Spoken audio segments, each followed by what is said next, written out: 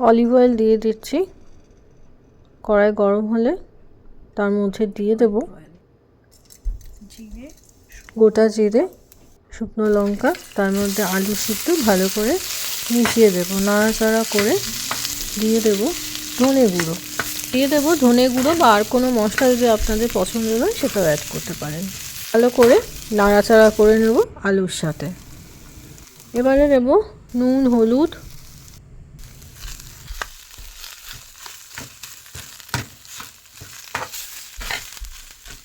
আলুর সাথে মশলাগুলো মিশিয়ে নিয়ে অ্যাড করে দেব কড়াইশুঁটি। আর আপনারা যদি বাদাম দিতে চান শুরুতে বাদামটা তেলের মধ্যে ভেজে নেবেন, তারপরে আলুর সাথে মেশাবেন।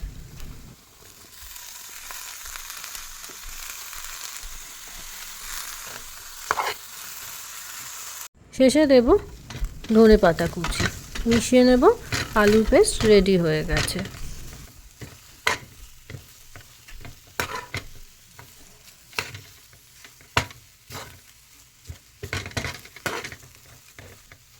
কড়াইতে অল্প করে গরম জল করে নেব, তার মধ্যে দিয়ে দেব সুজি, তারপর ঢেকে দেব। একটু খেয়াল রাখতে হবে সুজিটা যেন তলায় ধরে না যায়। একটু স্টিকি স্টিকি ভাব হলে ঠান্ডা করে নেব সুজির পেস্টটা।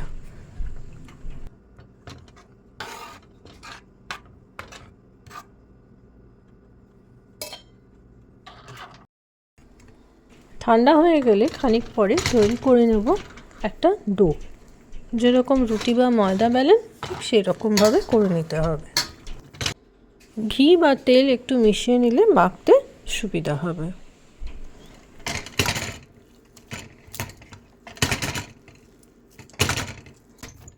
আমার ডো রেডি হয়ে গেছে, এবারে পুর ভরার পালা।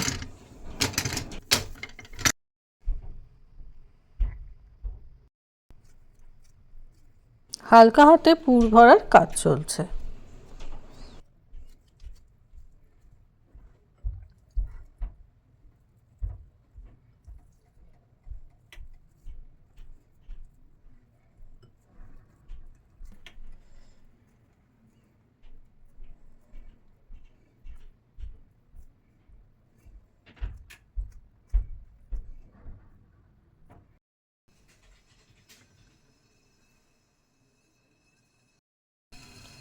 গরম জল ফুটে গেছে।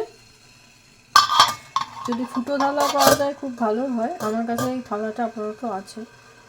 এখান দিয়ে ভাপে সিদ্ধ হবে। তো কীভাবে করব দেখা যাক। জল কিন্তু অনেকটাই গরম হয়ে গেছে।